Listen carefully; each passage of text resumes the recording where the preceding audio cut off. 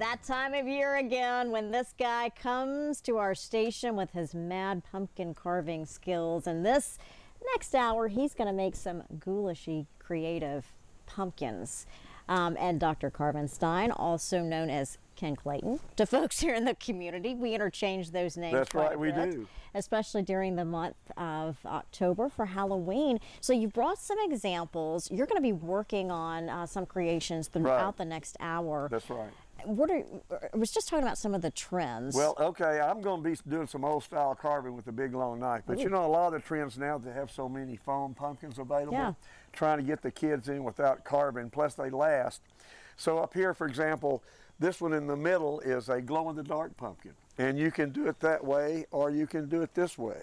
Either way you want to do the glow-in-the-dark. Yeah, because these are great ways to incorporate young hands. Yeah, and this one, for example, my 8-year-old granddaughter, she's 9 now, she did when she was 8, I just dotted out the pattern of the spider, and she put the jewels on there. And then my 4-year-old granddaughter, who's 5 now, she just kind of is artistic and did the freehand. Okay. But you can do all kind of great stuff. You can paint on them like I did here with my Picasso.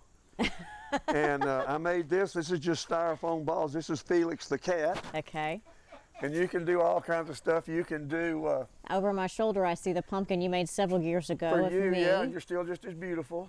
And then gosh, I like to buy stuff after the year, like this foam pumpkin. I had an old broken skeleton, and I kind of make crazy stuff out of it. Oh, I love it. That's fantastic. All right, well, let's get started on the pumpkin in the middle. First things first, how do you advise people? Well, first thing I tell people to do is, look, the easiest thing is to cut, no matter what kind of knife you use, cut one notch in the top, and you always know how it fits, okay? I clean mine out with a big old metal ladle like this. If you don't have one, Granny does, or you can go to the junk shop and get one for about $1. Now, most people don't do it, but I found for me, and really, a thin, flexible knife blade, by flexible, I mean it bends so I can cut a corner, and it's just about the right width to go between teeth.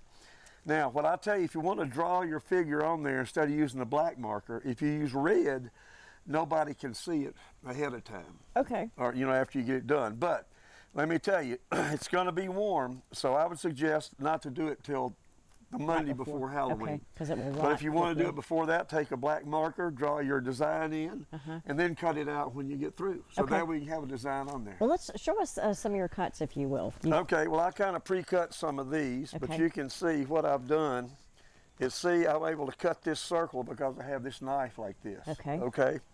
Now what I'm going to do is I'm going to come in here and I'm going to go about a 1/4 inch deep. Now this is a little bit different knife because what I'm going to do is I'm going to skin this eye off.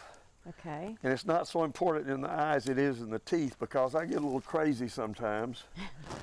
And it's hard to tell what's part of the teeth and what's part of the mouth. So what I'm going to do, I'm going to have this guy looking over in that direction, but I'll show you what I'm talking about here.